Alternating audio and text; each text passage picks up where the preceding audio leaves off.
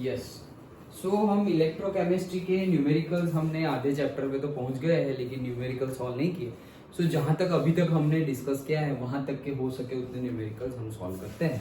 पहला न्यूमेरिकल देख रहे हैं एग्जाम्पल 2.1।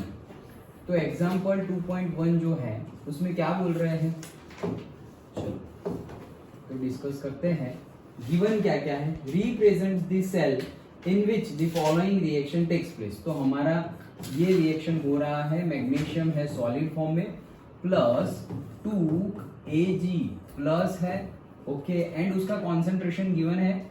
सो मैं यहाँ पे लिख देता हूँ जैसे गिवन है वैसे ही 0.0001 मोलर, ओके, एंड उसमें से बन रहा है Mg+2, उसका भी कॉन्सेंट्रेशन गिवन है 0.130 molar, okay, plus 2Ag that is in solid form. और ये दोनों ऑब्वियसली लिखने की जरूरत नहीं है, यहाँ सॉलिड लिखा है तो हम लिख देते हैं, ये इसमें होंगे एक्वियस। डन, ओके, इतना गिवन है। Then calculate the E cell, मतलब हमें फाइंड क्या करना है, ई सेल फाइंड करना है, ठीक है। देन इफ E0 सेल हमें स्टैंडर्ड इलेक्ट्रोड पोटेंशियल गिवन है, E0 सेल जो हाइड्रोजन की रिस्पेक्ट में हम फाइंड करते थे वो गिवन है, कितना है 3.17 वोल्ट, ओके। तो इतना ही गिवन है और अब हमें सॉल्यूशन देखना पड़ेगा। तो हमारे पास हमें फॉर्मूले याद है तो उसके लिए लिखो, we know that E cell is equals to E0 cell minus वो जो फॉर्मूला है वैसे लिखो, we know that, okay, E cell is equals to E0 cell minus 0.592 divided by NF था, और F को कैलकुलेट कर लिया तो ये आ रहा था, याद है ना, divided by log of product upon reactant. वैसे याद रख सकते हो, हमने बहुत तरीके से याद रखा था, ओके, प्रोडक्ट अपॉन रिएक्टेंट या फिर एनोड अपॉन कैथोड की रिएक्शन, ओके, कैसे भी तरह से याद रख सकते हो। तो प्रोडक्ट हमारा आयन है Mg+2 और यहाँ पर कौन है Ag+, ओके, Mg+2 और दूसरा कौन है Ag+, लेकिन Ag+ के कितने हैं, 2 मॉलिक्यूल्स है तो यहाँ स्क्वायर हो जाएगा, दोनों की कॉन्सेंट्रेशन हमें गिवन है। डन, ओके, ये फॉर्मूला हमारे पास है। नाउ हमें ई सेल फाइंड करना है, तो ई सेल ही फाइंड करना है। E0 सेल गिवन है तो E0 सेल की वैल्यू हमारे पास है 3.17 माइनस 0.592। अब तुम लोग ही बताओ यहाँ पर हमारा N की वैल्यू क्या होगी, 2 होगी ऑब्वियसली, क्योंकि ऑक्सीडेशन किसका हो रहा है,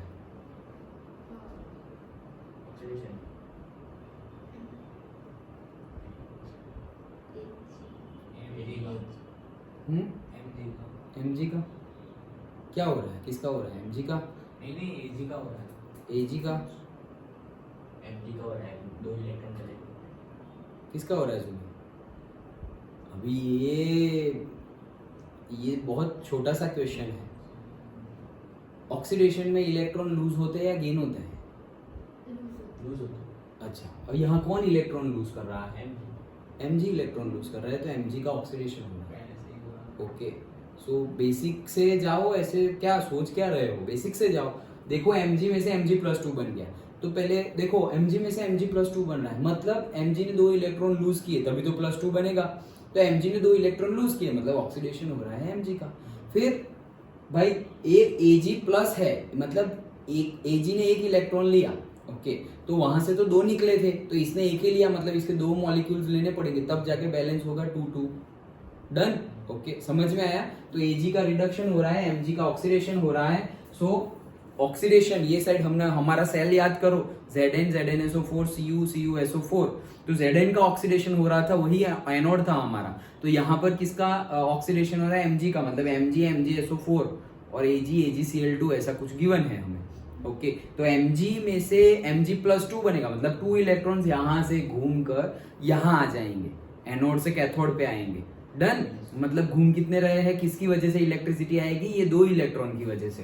सो that's why N is equal to आ जाएगा 2, तो 0.592 divided by 2 log of concentration लिखना है, तो Mg का कॉन्सेंट्रेशन गिवन है 0.130 मोलर एंड Ag+ का भी कॉन्सेंट्रेशन गिवन है 0.0001 लेकिन उसके 2 मॉलिक्यूल्स है तो जितने मॉलिक्यूल्स हो उसका हम स्क्वायर कर देते हैं, तो स्क्वायर कर दिया, दैट्स इट, सिंपल है। ओके, तो ये तो हमने कर लिया। नाउ नेक्स्ट क्या है, बस नेक्स्ट तो कैलकुलेशन करनी है। So E cell is equals to 3.17 minus 592। Okay, तो माइनस 592 0.592 डिवाइडेड बाई 2, तो कितना आएगा 0.296 लॉग ऑफ। तो लॉग ऑफ में क्या आएगा, सबसे पहले तो नीचे स्क्वायर है 0.0001, ओके, उसका स्क्वायर है एंड 0.130 से उसको डिवाइड करना है। ओके, तो यहाँ पर हमारा आंसर क्या आया है, हमारा आंसर आया है 13 इंटू 3 और 3 6 10⁻6, ये हमारा आंसर है। ओके, ई सेल कितना आया है हमारा 3.17 minus 296 log of 13 into 10⁻6। Now ये वैल्यू तुम्हें लॉग टेबल में देखना आनी चाहिए, हमने 11th में भी लॉग टेबल देखा था। अगेन अगर तुम भूल गए हो तो मैं लॉग टेबल का एक लेक्चर ले लूँगा, मतलब आधा घंटा जैसा लगेगा हमें, तो हम कैसे लॉग फाइंड करते हैं और कैसे एंटी लॉग फाइंड करते हैं फिर से बताऊंगा। 11th में भी बताया था, भूल गए हो तो रिवीजन के तौर पे फिर से एक बार हम देख लेंगे। ओके, तो it's easy, very easy, log find करना, एंटी लॉग फाइंड करना। तो यहाँ पर तुम लॉग फाइंड करोगे और उसका मल्टीप्लाई करोगे इसके साथ, तो वैल्यू कितनी आएगी से 0.21, तो 3.17 तो है, इसका और इसका मल्टीप्लाई करोगे तो तुम्हारा आंसर आएगा 0.21 and that is equals to 2.96 volt. Okay, तो ये हमें मिल गया ई सेल। तो यहाँ पर ये न्यूमेरिकल तो शायद 1 मार्क में भी पूछ ले, क्योंकि उसमें कुछ ज्यादा कुछ है ही नहीं, फॉर्मूला में वैल्यू पुट करना है, दैट्स इट, डन।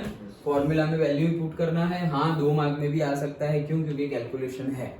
ओके, तो मेनली तो तुम शायद कहीं पे रुक जाओ, तो वो शायद क्या होगा, n की जगह क्या लेना है, वो एक शायद होगा, तो n की जगह 2 लेना है क्योंकि 2 इलेक्ट्रॉन जा रहे हैं, और दूसरा लॉग की वैल्यू फाइंड करने की। ओके, तो विद इन ये चैप्टर खत्म हो उससे पहले ही मैं वो लेक्चर ले लूंगा, सो दैट हाँ लॉग टेबल गिवन ही है, तो कैसे फाइंड करते हैं हमने देखा था 11th में, 12th में भी देख लेंगे एक बार, सो दैट रिवीजन भी हो जाएगा, क्योंकि इट्स इंपॉर्टेंट। ओके, उसके बगैर कई न्यूमेरिकल्स ऐसे होंगे जो होंगे नहीं, तो लॉग टेबल्स देखना भी आना चाहिए। At the same time log table के साथ साथ साइन, कोसाइन एंड टेन के टेबल्स भी गिवन है, तो कहीं पे आता है ना, theta is equals to tan inverse of 0.343, तो ये कितना एंगल है, तो सपोज वो तुम्हें पता हो जाना चाहिए कि वो 19 डिग्री है, तो वो डायरेक्टली हम रट्टा थोड़ी मारेंगे कि 0.343 मतलब 19 डिग्री, तो वो हमें 10 के टेबल में देख के पता चलेगा। उसमें तो तुम्हें डायरेक्टली देखना है 0.343 कहाँ है, 19 डिग्री पे है तो 19 डिग्री, उसमें कुछ प्लस माइनस 10⁻² ऐसा कुछ नहीं करना, लेकिन लॉग में और उसमें साइंटिफिक नोटेशन का ध्यान रखकर हमें कैलकुलेट करना है, सो दैट ये चैप्टर कंप्लीट हो उससे पहले ही मैं वो लेक्चर ले लूंगा। डन। ओके, तो न्यूमेरिकल में वैसे कुछ था नहीं, हमारा फॉर्मूला ऑलरेडी हमें पता है, वो फॉर्मूला में हमने वैल्यू पुट की। इन्होंने पहले RT/2F वाला मेन फॉर्मूला लिखा है, लेकिन हमने R और T की और F की वैल्यू भी पुट की, उसके बाद ये फॉर्मूला आता था। R, T और F की वैल्यू भी पुट कर दी। ओके, उसके बाद R की वैल्यू 8.314 जूल में, फिर T की वैल्यू नॉर्मल जो भी हो 298 केल्विन हम लेते हैं, एंड क्योंकि वो सब तो यहाँ गिवन ही नहीं है सोचो अगर तुमने ये फॉर्मूला भी लिखा तो तुम फंस गए, क्यों, टेम्परेचर गिवन नहीं है, ढूंढते ही रह जाओगे, फिर तुम वापस सोचोगे अरे यार R भी गिवन नहीं है, और तुम्हें R की वैल्यू याद रखनी है, याद नहीं रखी होगी तो गए, फॉर्मूला तो लिखोगे, आगे न्यूमेरिकल ही नहीं हो पाएगा। तो तुम्हें वो भी पता होना चाहिए कि R की वैल्यू 8.314 जूल वाली और 8314 जूल वाली और 8.314 किलो जूल वाली वैल्यू रखने के बाद हमारा दूसरा क्या है, T की वैल्यू 25 डिग्री सेल्सियस और 298 केल्विन रखने के बाद, एंड नीचे F की वैल्यू 96,500 और एग्जैक्ट वैल्यू 96487, वो रखने के बाद वैल्यू आती है क्या, 0.592। वो फॉर्मूला तुम्हें पता होना चाहिए जो हमने ये लिखा हुआ है। अंडरस्टूड, समझ में आया? सिर्फ n को छोड़ना है, क्योंकि वो कांस्टेंट नहीं होगा, वो कहीं पे प्लस होगा, कहीं पे +1 होगा, कहीं पे +2 होगा, ओके, तो वो हमें नहीं लिखना है, अदरवाइज पूरा आर टी एफ वो सब तो कांस्टेंट है, आर भी कांस्टेंट, टी भी कांस्टेंट, एफ भी कांस्टेंट, तो वो वैल्यू हम पुट कर सकते हैं। डन, अंडरस्टूड, समझ में आ गया? तो इजी न्यूमेरिकल, चलो, तो दैट्स इट।